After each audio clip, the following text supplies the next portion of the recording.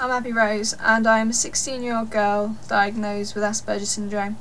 I'm making this video for you to understand and help you guys to understand the mind of someone with Asperger's syndrome, and I'm going to tell you from my personal points of view and from my experiences what are the important things to know about people with Asperger's syndrome and things that you should bear in mind. So basically, Asperger's syndrome, it is described as a mild version of autism, and it shows this person being awkward in social situations and daily life. Physically, you can't tell if someone has Asperger's syndrome or not, only if you know the signs.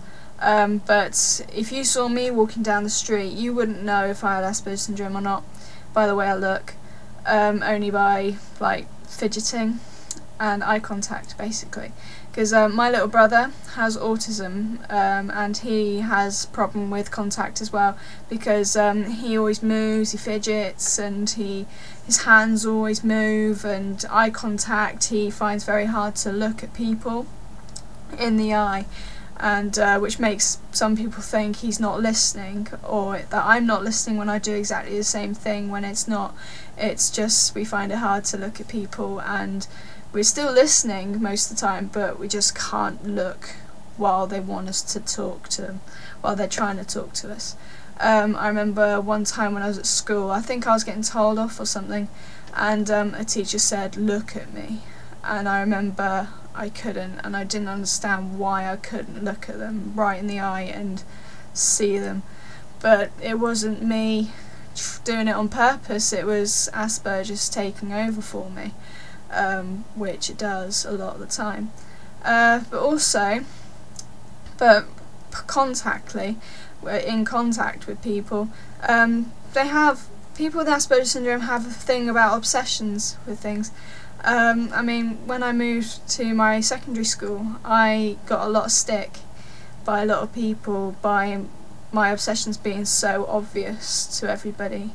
I mean, I had a big, massive, when I was in year 7, so I must have been about 11, I had a big, massive obsession with the Beatles, and as you can see behind me, I still do. And with loads of other people like George Harrison, Take That, and Mark Owen. But anyway, but that's not me being weird, it's me being me. But it's also Asperger's helped me out on that one. But sometimes people don't really mean to be, and people think it's a bad thing, that because people with Asperger's syndrome want to find out everything they can about a particular subject, when it really isn't their fault. They just want to know. Also, people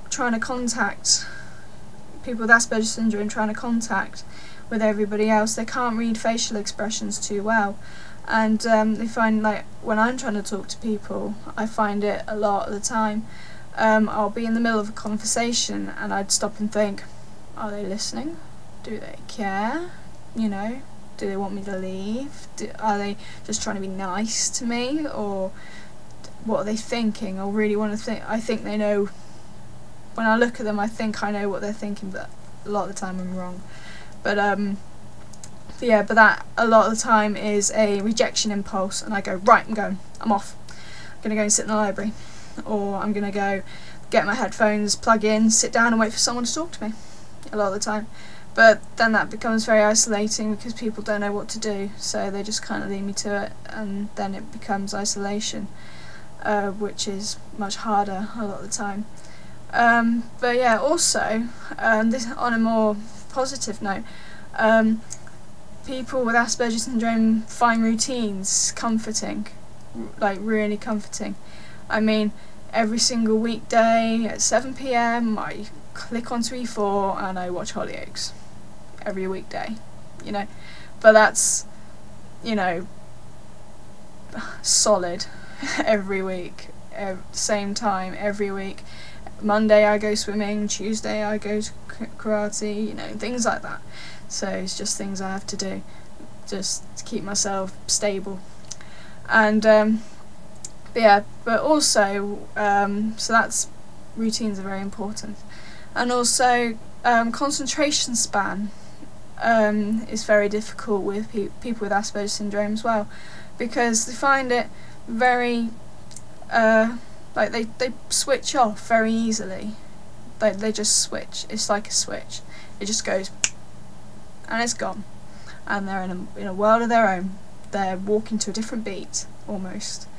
And my mum, over the years, she's learnt kind of, sometimes she can see it now. She can see, she'll be talking to me, and then she'll look at me and she'll see that I'm not listening. I'm looking at her, or trying to look at her, and it's not going anywhere. The words are just not, they're just going straight over and gone. And then, but she always waits and she goes, and she asks me again. And a lot of the time I do get it right, and normally I can hear her properly. But again, when they're trying to contact with people, it doesn't function.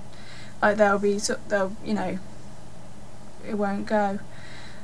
People will be chatting to them, and then they just kind of, they hear the beginning of the conversation and normally the last bit of the conversation, and that's it.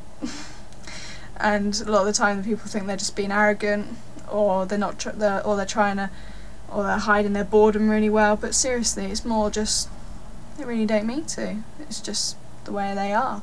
And also, this is an important thing I need to mention as well. Reading. I find it really difficult with comprehension mainly, because like for example, a few weeks ago I was in an exam and I was reading this comprehension. It was something stupid. It was boring as well. Sorry. But it was.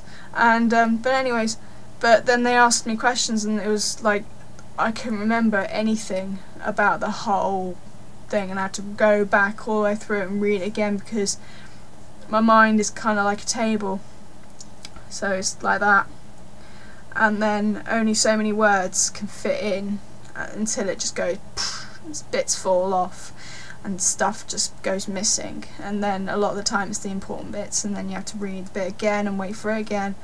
There's only been one book I've read all the way through because I couldn't remember it, and then I got frustrated and I was just like, I'm not reading it no more, can't do it.